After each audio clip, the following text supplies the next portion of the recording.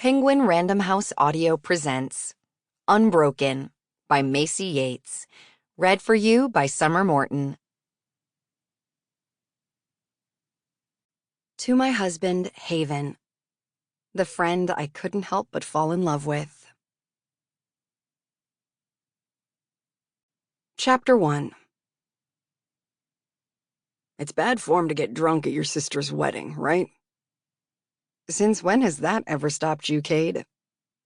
Amber Jameson leaned back in the folding chair and then checked to make sure the little purple bow tied to the back hadn't fallen off and onto the grass.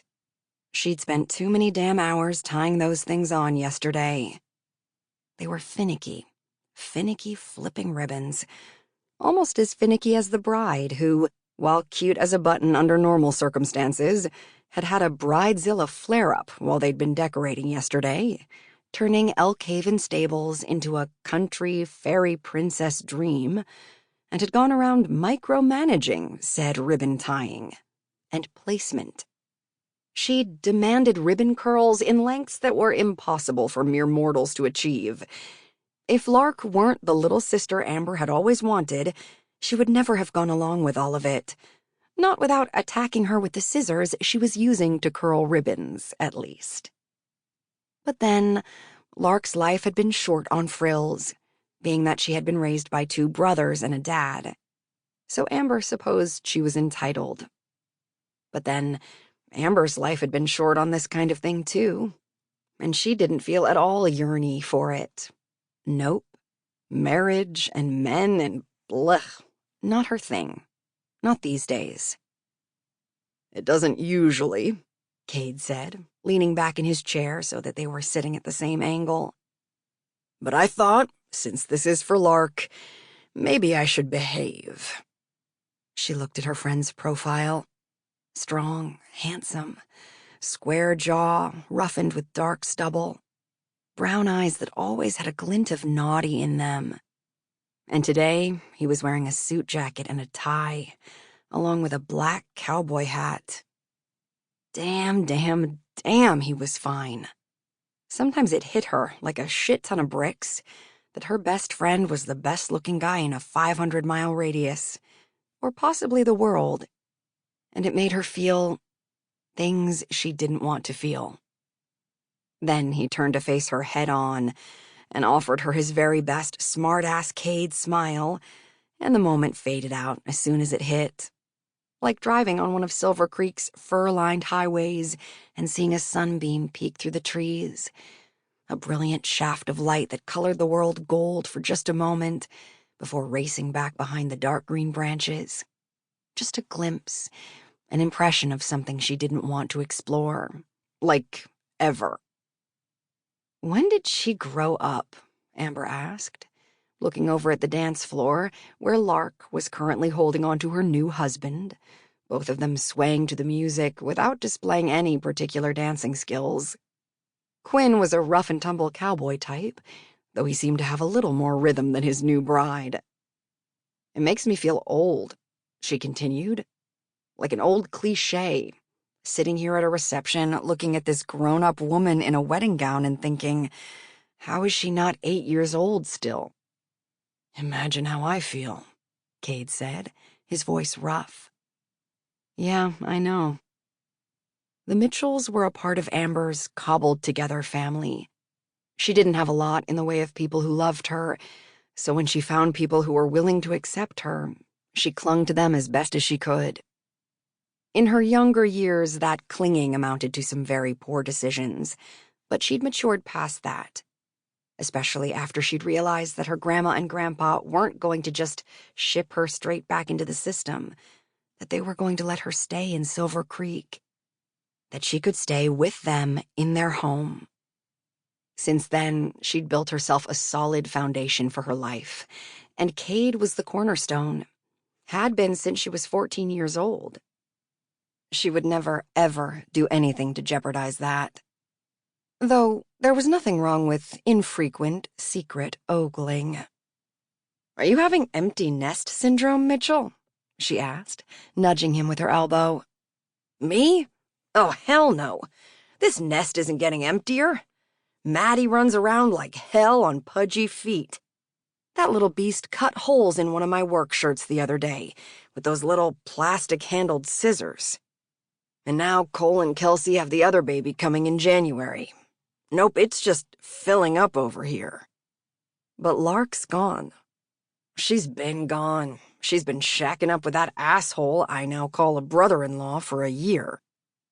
She patted his thigh and pretended not to notice how hard and hot and muscular it was beneath those thin dress pants. I know, but now it's official. Yep. Emotions don't bite, Cade. Don't run from your feels, she said dryly. That's pretty rich coming from you, Missy. She made a face at him and earned a smile. I don't have to take advice to give it. I'm emotionally stunted and I know it. That's why we get along so well. I thought it was because I'm such a good pool player, she said, lifting her beer up from the table and taking a long drink. Well, that's not it. I'm a lot better than you are. Uh-huh. What do you think? He asked. Want to dance? She eyed Cade, more specifically his leg, the one she hadn't just patted. Really? He lifted a shoulder. Okay, maybe not. The grooves around his mouth deepened, and Amber felt an answering chasm deepen around her heart. She hated that he couldn't dance anymore, hated that the man she knew as being so totally vital and energetic was hobbled because of a rodeo accident 4 years ago. For a long time, they'd all blamed Quinn, Lark's husband, but they found out they'd been mistaken, which was hard for Cade to process, as evidenced by the fact that he frequently referred to his new brother-in-law as an asshole. They were getting there, but they weren't exactly best friends yet. The dude bonding process was not yet complete. Now they didn't quite know who to blame, except for a poor kid who'd been paid to sabotage the ride. The spike he'd put beneath Cade's horse's saddle had only been intended to end the ride faster, not send Cade to the hospital and cause life-changing, career-ending injuries. Getting hung up on your horse was never a good thing, but when the horse was that spooked, you didn't walk away. You got carted away on a stretcher. Quinn got to move on from it all. His name was cleared, he was reinstated into competitions, and the question of who'd sabotaged Cade was left unanswered. And Cade would never be fixed. Even if they did find out who was behind it, Cade wouldn't magically be healed, damage undone by justice. That hurt her, always, every day. Because whenever she had a problem, Cade was there. He was always trying to fix things for her, had been since they were in high school. But there was no fixing this for him. And she'd give her own leg to do it, so he could go back to doing what he loved. She only used her legs to wait tables and help around her grandparents' ranch. She didn't do anything like Cade had been doing. Watching him ride, it had always sent a flash of light down her spine, a spark that lit her up everywhere and sent tingles to places. It was art with him, athletic grace and sheer masculine willpower, straining muscles, gritted teeth, dirt, sweat, and mud flying in the air. Yeah, that flipped her switches like whoa. Cade Mitchell on the back of a bucking horse was a truly orgasmic experience. When he was through with a ride, he always shook, from his hands down to his boots. Adrenaline, he said. She shook too, though, and it wasn't always from adrenaline. He scared the hell out of her. Watching his accident during the Vegas Championships, on TV in her living room, had been the single most painful moment of her life. Her best friend, her family, dragged around the arena like a rag doll, white as death, and knocking on that door. In those moments, she'd gotten a look at life without Cade, and it had been a yawning vacuum of empty cold. She'd always known he was important. Right then, she'd realized just how important.